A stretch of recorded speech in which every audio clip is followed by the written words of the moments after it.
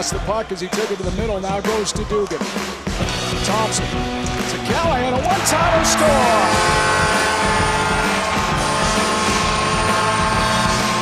It's a power play goal. Michael Callahan. And the Friars have a 1-0 lead. Hello, everyone. Welcome back to an episode of Just Say Guay, the first one this year. I'm your host, George Guay. I'm joined by Providence College men's ice hockey defenseman, Mike Callahan. Mike, thanks for coming on. Yeah, of course. All right, so before we get to the questions, I know who you are here. A lot of people do, given the fact you're on the team. But I have an audience back home who probably is not familiar with you. Could you just introduce yourself? Yeah, definitely. So I'm Mike Callahan. I'm from Franklin, Massachusetts. I am a sophomore here at PC. I went to Roxbury Latin in Boston growing up. That was where I went to prep school. And then I played a year of juniors in the USHL, first with the Central Illinois Flying Aces, and then I got traded to the Youngstown Phantoms, which was a cool experience there. And then, came into PC in my second year now and love it here and, been doing well with the team. So it's been good. Yeah, so that's a lot of hockey. And speaking of hockey, first half of the season, you guys did pretty well, but, there were some games that could have been won, a lot of close one-goal games. Recently, in the second half of the season, you guys only have 2 losses in your last 8 games. What do you think has been the key to that success in the beginning of the second half? Yeah, first of all, we've been getting some really good goaltending from Michael Lackey. He's been huge for us. At the start of the season, he was a beast and won us a lot of games, and he's been doing the same thing out of the break now, and he's really steady and keeps us in a lot of games, gives us a chance to win. And on top of that, with a young team and a lot of freshmen, we knew it was going to take a little bit to get adjusted, but went on a bit of a roll to start the second half, which was nice. And it just shows us that it doesn't matter how old the guys are on our team, that we can, get the job done and we can win games. So we're feeling pretty good right now. Tough loss to Northeastern the other night, but, we're feeling pretty good and confident going into a weekend against UMass. So. Yeah, and that's definitely a big weekend. So something a lot of people don't realize is in the start of the second half, it took a long time you guys to have your first home game. Because you guys had 2 road trips. You went up to Vermont, obviously a good result there, and then you went to Las Vegas, something the team usually doesn't do. Yeah. What was that like, and how important are those trips for building a team? Yeah, the trips are huge. I love traveling with the team. I think, especially with our group, we have a really easygoing, fun to be around group, and getting to go on the road is you spend 24/7 with the team with guys on the team, and it's huge for growing the team, team bonding and stuff like that, and it really does make a difference. So we try to get some of those done in the first half of the year as well, but coming into the second half, it's nice to get an opportunity to travel and to experience some stuff like that. And Vermont was cool. We would have liked to have won that tournament, but came out of break a little rusty, but ended up getting a win and a tie, which was nice. And then obviously Vegas was a really awesome experience. We not every team gets to do something like that every year, and that place is new to hockey, but it's clear that they really like it there. So it was really cool, and getting to win that tournament, especially beating Cornell in a shootout, a really good team, was awesome. Yeah, and I ask another question. What was the hardest part about being out there? It's definitely hard to focus and being in Las Vegas, right? Especially you guys being young. Yeah, it's nothing crazy. It's definitely really cool to be there. We got to see some really cool stuff, which was, I think, a lot of guys were looking forward to that. Again, just, explore a little bit, get to see what it's all about. And I got to go to one of the Knights games, which was, it's like entertainment value out there is incredible. So those games were really cool. As in terms of distractions, I think our team was pretty focused while we were there. We knew we were there to win a tournament, and once the games were over, some guys got to go do some cool stuff, which was nice. But in terms of distractions, I don't think they're too bad. I think we handled it pretty well. Yeah, was that the game you went to? Is that the one Jake Wallman made his debut? No, I went to a game against the Flyers, and then Wallman played Saturday before our game against Cornell. So we didn't get to watch any of that, but I heard he got in there, which was nice. Yeah, especially it's cool to see for me because I saw him play a few years here. Mm-hmm. Now, congratulations on being captain, especially as a sophomore. That's something I haven't seen here in my time. I think I've seen an assistant captain as a sophomore.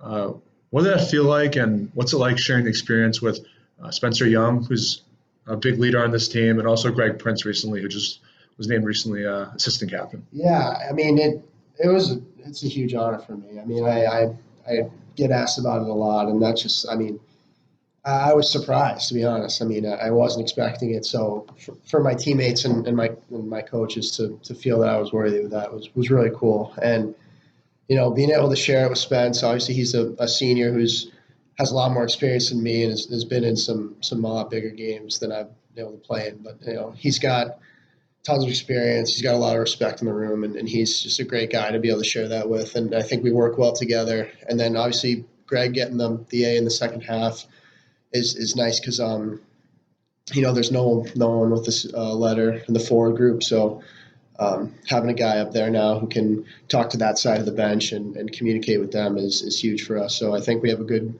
trio now, and it's for me it's awesome. I get to it's an honor every time I get to wear the jersey, so it's really cool. Yeah, I think you've handled it well, definitely. So coming into the season, in terms of the defenseman side of the puck, you guys lose probably the face of the defenseman side. You lose Vincent Desharnais and Jacob Bryce into the pros. This year there's a lot of new defensemen. You got Max Crozier, Luke Johnson, and it's worked out really well so far. How have you guys really embraced that next man up mentality? Yeah, I mean, losing those guys is always tough. I mean, Vinny was a staple of our D-core last year, just an imposing figure, first of all, and then also his defensive play is really strong. So I got to play with him last year, so I know firsthand how good he really is at defense. And then Bryson obviously was one of the best players in the country last year, and his skill and his ability is really incredible. So losing those two was tough, and we knew that having three freshmen in the D-core would take a little bit. But I think our D-core has been one of the strengths of our team this year, and I think that those guys, even though they're freshmen, they have a lot of experience, and it's shown early that they can play and that they're not like playing college hockey is not too much for them. So I've been able to play with Max, and he's been great. So I mean, next man up, I guess if you want to call it that, but it's been pretty strong. So we're happy with it. Yeah. So also, unless like you're a generational talent like Jack Eichel or Cale Makar, coming into Hockey East as a freshman is very hard. Guys are bigger, stronger, faster. It's a top-notch conference in the country. What have you made of these freshmen so far in terms of your impressions on them? What have they done well? I mean, because they've really stepped up to the challenge. Yeah, we knew coming in that we were going to need some big contributions from some of those guys, and they've really stepped up. And I mean, it just goes to show that like they have a big class, but they're really strong together, and they have a lot of good players too. There's just each one of them brings something to the table. So getting to be around them in the season thus far has been really great. But they've stepped up well, and especially the guys like Pat Moynihan and Parker Ford have stepped into top two line roles and done really well. And then also on the back end, Crozier, McDonald, and Johnson playing big minutes. It's they haven't been a step behind. They've honestly been some of our better players this year. So I mean, we're happy with them and what they've contributed so far. Yeah, someone texted me this a few weeks ago. I don't go this far into stats, but Parker Ford and Patrick Moynihan, as freshmen, when these guys were freshmen, they're already past Brandon Duham and Casper Bjorkquist, two excellent players that changed this program in points when they were freshmen. That just shows how bright the future is here. Yeah, definitely. So currently you're tied for third in the team in points. As a defenseman, coming into this season, was improving your offensive game, was that something you wanted to focus on, or being a threat coming into the attacking zone? Yeah, I mean, you always want to be able to contribute more in all facets of the game. And I think last year as a freshman, I took more of a defensive role being paired with Vinny. We were more of the shutdown pair, getting teams top line. So my responsibility was more to focus on defense and make sure I shored up that part of my game. And then coming into this year, I knew that losing Bryson, losing a lot of our scorers up front too, that I would have to take on a little bit more of an offensive role. And I mean, I didn't know what to expect for like points wise. I don't really look into that too much, to be honest, but I knew I was going to have to contribute more and be more of a factor, and it's something I worked on in the off season. So being able to, at this point in the season, be in that spot is great, and getting to be on the power play as well has been been huge for me, and something that I've worked at for a long time, and being able to do it now is awesome. Yeah, the power play has definitely been something that stood out this year. So I saw today you're a Hobie Baker semi-finalist. Congratulations. I saw a tweet about it. Yeah, it's the what's the award? The Walter Brown Award. Walter Brown Award. Yeah. Congratulations on that. Thank you, appreciate it. That's a big time achievement. But also you have two Hobie Baker semifinalists, Jack Dugan, Tice Thompson, both of them at the top of the list for points in the nation. What's it like to have those two on the team? And they're really neck and neck with each other. Yeah, and they push each other to be the best, and it's honestly it's good for the team. You know? So and they bring something different. Jack with the distribution, best in the country doing that, and Tice, one of the best marksmen. Yeah, and they both bring different things to the game, and it makes our team stronger, especially with our power play unit. Jack is, like you said, he's one of the best distributors in the country. He's number one in assists by far. So his game is really strong with finding plays that you really would never think are there, and he's really special with that. And then Tice is obviously with his shot and his one-timer, he's been lethal with that this year, and he's really stepped up to be more of a goal scorer, and those two together, and the fact that they get to play on different lines too really helps the team. Yeah, so it's very dangerous. Balances out the lineup great, and then they're two really good players, and I get to live with them too, so I know what they're like, and so they're two really good kids who are just really good hockey players. That's good they handle it so well, as people.